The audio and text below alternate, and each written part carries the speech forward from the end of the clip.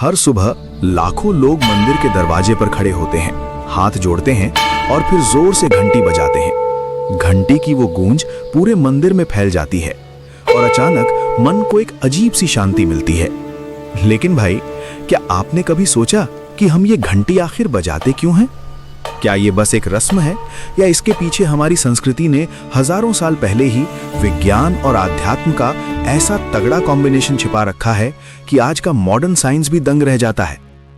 आज के इस वीडियो में हम खुलासा करने जा रहा हूं वो दोनों बड़े कारण, एक पौराणिक और एक वैज्ञानिक, जिन्हें जानने के बाद आप अगली बार घंटी बजाते वक्त खुद महसूस करेंगे कि कुछ जादू हो रहा है। तो अंत तक जरूर देखिएगा, क्योंकि दूसरा कारण आपकी सेहत और लंबी उम्र से सीधा जुड़ा है। चलो शुरू करते हैं विवेक से के साथ। दोस्तों, सबसे पहले चलते हैं हमारे प्राचीन ग्रंथों के उस ज्ञान की ओर जो आज भी उतना ही सटीक है। देवताओं को जगाना और सूचना देना।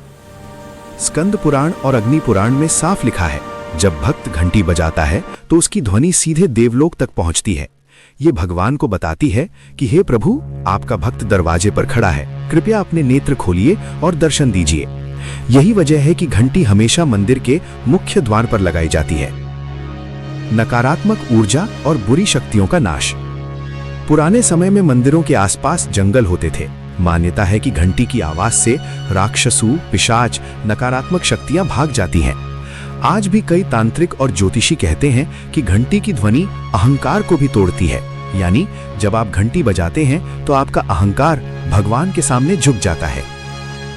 ओमकार की ध्वनि, सृष्टि की पहली ध्वनि। शास्त्रों में लिखा है कि जब ब्रह्मा जी ने सृष्टि की रचना की थी, तब सबसे पहले जो ध्वनि हुई थी वो थी ओम, और मंदिर की बड़ी घंटी की गूंज ठीक वैसी ही ओमकार ध्वनि पैदा करती है। यही कारण है कि कई मंदिरों में घंटी बजाने के बाद लोग अपने आप ओम बोलने लगते हैं। जन्म मृत्यु के चक्र की याद। घंटी की आवाज शुरू होती है, चरम पर पहुंचती है और फिर धीरे धीरे शांत हो जाती है, ठीक वैसे ही जैसे हमारा जीवन आता है, चमकता है और चला जाता है। ये हमें बार बार याद दिलाती है कि सब कुछ अनित्य है, केवल भगवान सत्य है। नाद ब्रह्म, संगीत से सीधा मोक्ष। उपनिषदों में नाद ब्रह्म की बात की गई है। घंटी का नाद इतना शुद्ध होता है कि वो सीधे आत्मा को स्पर्श करता है और मोक्ष का द्वार खोलता है। तभी तो बड़े बड़े संत घंटा घड़ियाल बजवाते थे। अब आते हैं उस हिस्से पर जिसे सुनकर आप हैरान रह जाएंगे। विज्ञान भी मानता है। 7 सेकंड की जादुई गूंज और 7 चक्र। जब आप घंटी बजाते हैं तो उसकी गूंज ठीक 7-8 सेकंड तक रहती है। नासा और कई इंडियन यूनिवर्सिटी के शोध बताते हैं कि ये 7 सेकंड हमारे शरीर के 7 चक्र, मूलाधार, स्वादिष्ठान, मणिपुर, अनाहत, विशुद्ध, आज्ञा और सहस्रार को एक साथ एक्टिवेट करने के लिए परफेक्ट होते हैं। मस्तिष्क में अल्फा वेव्स बढ़ना। जब घंटी की आवाज कान में जाती है तो मस्तिष्क तुरंत अल्फा स्टेट में चला जाता है। यही वो स्टेट होती है जिसमें ध्यान सबसे गहरा होता है।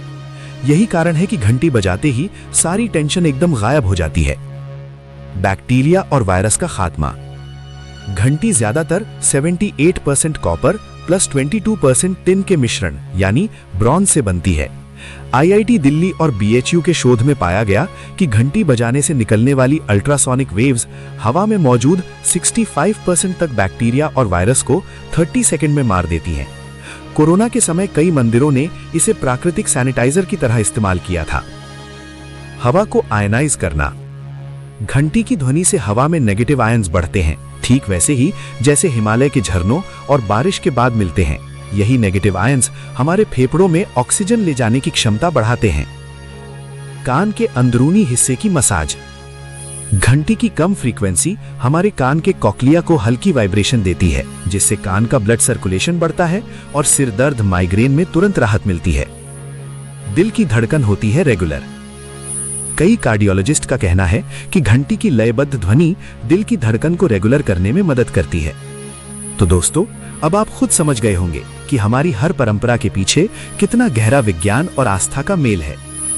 अगली बार जब आप मंदिर जाएं और घंटी बजाएं तो एक पल रुकिए, उस गूंज को अपने अंदर महसूस कीजिए और महसूस कीजिए कि उस पल आपका शरीर, मन और आत्मा तीनों एक साथ शुद्ध हो रहे हैं। कमेंट में जरूर बताइएगा, आपको आस्था वाला कारण पसंद आया या विज्ञान वाला।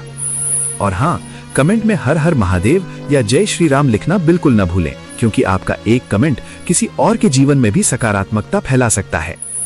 अगर वीडियो पसंद आया हो तो लाइक कर दीजिए, अपने परिवार दोस्तों के साथ शेयर कीजिए और ऐसे ही ज्ञान और आस्था से भरे वीडियो रोज देखने के लिए अभी लाल बटन दबाकर विवेक से चैनल को सब्सक्राइब कर लीजिए और घंटी भी दबा दीजिए। मिलते हैं अगले वीडियो में, तब तक के लिए ओम नमः शिवाय, हर हर महादेव, जय श्री कृष्ण।